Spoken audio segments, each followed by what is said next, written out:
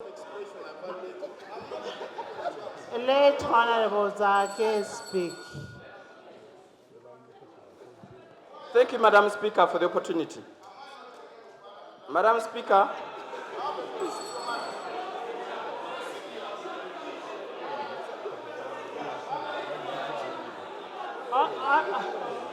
Honorable members.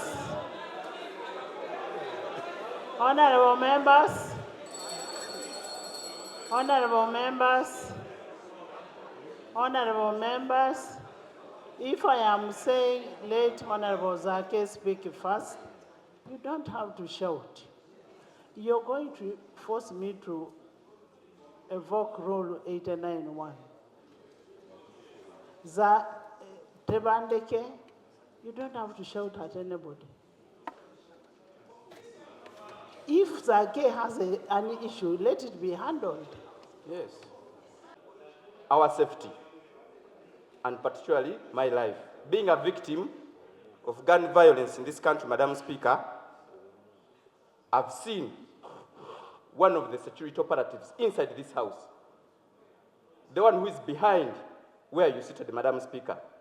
Let him be subject to a security check. He has a gun. Let him be subject because, Madam Speaker, I'm worried about... Which one? The one behind, the gentleman. Which one? My bodyguard. I don't know your bodyguard, Madam Speaker, but it's a security personnel. Come on. Madam Speaker guided so well, you must listen in silence. We shall not accept being bullied here. Come on. Maintain silence. Madam Speaker. Wait. I want you to listen. Come and point for me the person. Show me the person. From there.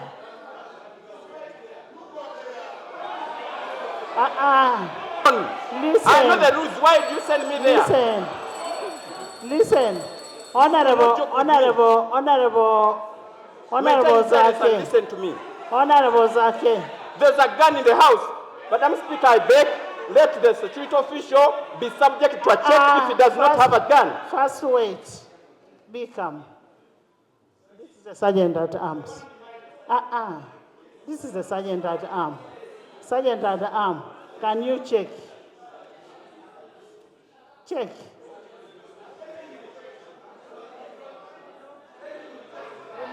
Remove your jacket.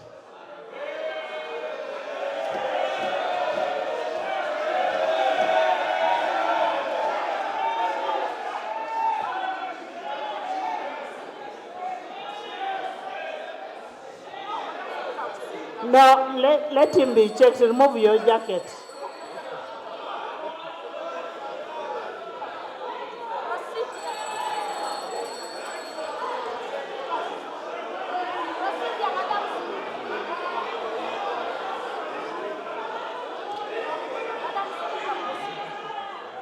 Honorable members, the sergeant at arms has checked. And there is nothing. There is nothing.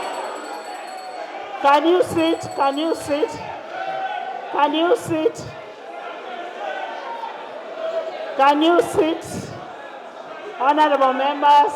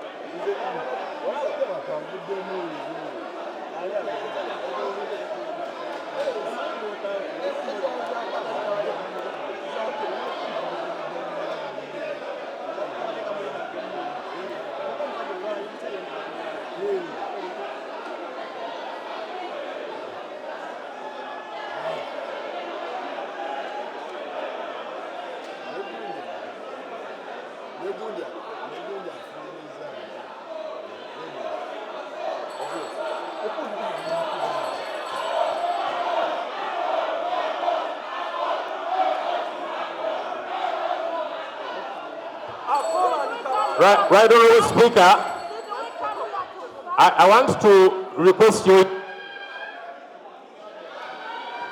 Honourable members, first take your seats. Honourable members,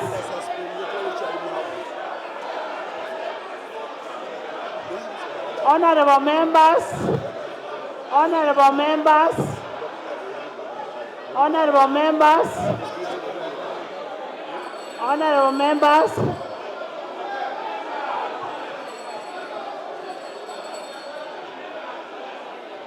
Let the member be taken out of the chamber and taken for treatment. He's injured. Let's have the person treated. Okay, first seat, first seat, first seat.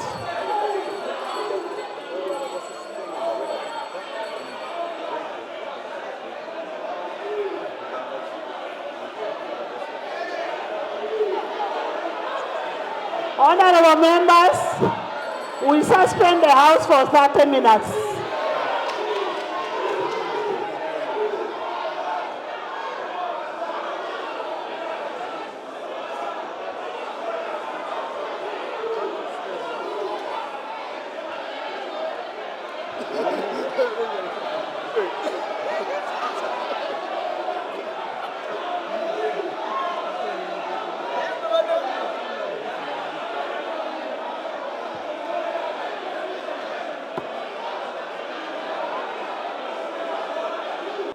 Honourable members, As it has come to be known, and there was a dispute, eventually we led to division. Honourable Law, we have not reached coffee bill.